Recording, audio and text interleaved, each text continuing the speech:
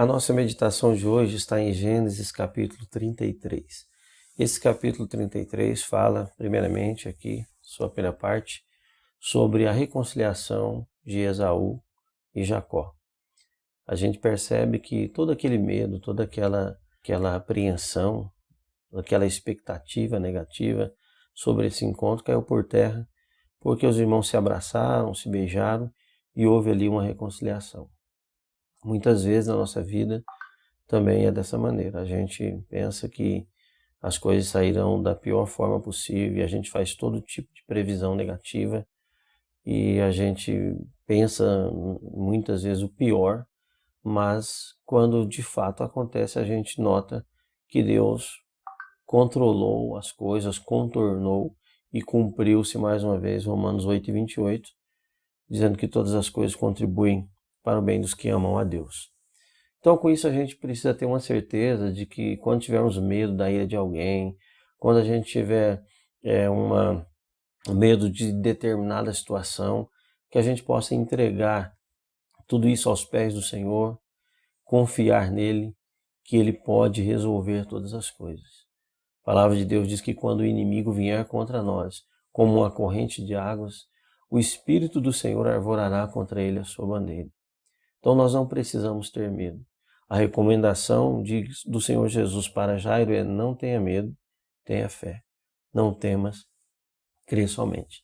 Então não tenha medo, confie no Senhor e Ele pode te livrar, como sempre livrou e livrará ainda.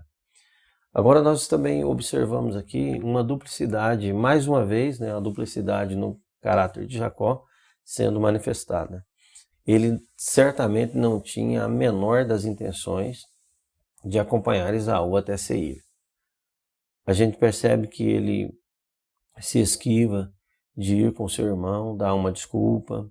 A gente nota que ele recusa a ajuda dos homens de Esaú, que propôs deixar alguns homens com ele para acompanhá-lo no caminho.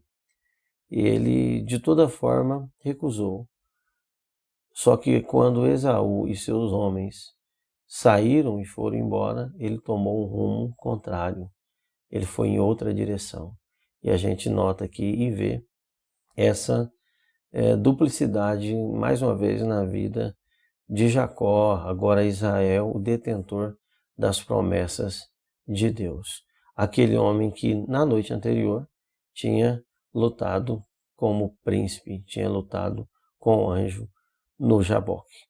E na nossa vida às vezes acontece a mesma coisa.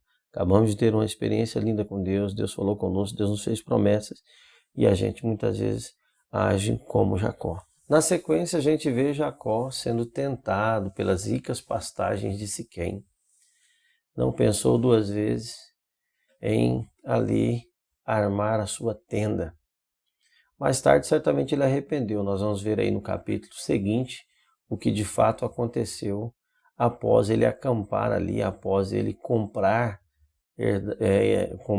propriedade ali e fixar residência. A gente vê que ele, por causa dessa posição social que certamente ele buscava como Ló, para conviver ali nessa cidade, que não era uma cidade temente a Deus, mas ele queria certamente um status, estava andando por vista como Ló. Ali ele sacrificou algo tão precioso da sua família. Quantos pais crentes cometem também o mesmo erro? Primeiro acampam-se perto do mundo, depois armam suas tendas com as portas viradas para o mundo, que foi o que aconteceu aqui com Jacó.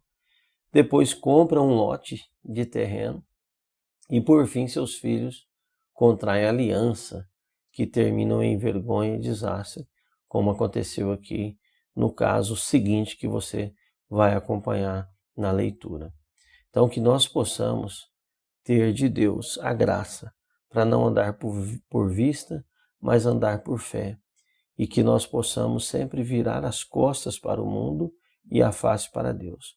Como John Bunyan dizia, que o homem de Deus tem o rosto voltado para Deus, as costas voltadas para o mundo e tem um livro na mão. Então que não haja comunhão entre nós e os filhos deste mundo, porque não há comunhão entre Cristo e Belial e nem comunhão entre luz e trevas. Que Deus nos ajude de forma que possamos viver uma vida de separação para agradar o nosso Deus e que possamos também influenciar a nossa família positivamente para que eles também recebam as bênçãos de Deus através das promessas sobre as nossas vidas. Que Deus abençoe a sua vida, que Deus abençoe a sua família. Tenha uma boa leitura e uma boa meditação na palavra de Deus.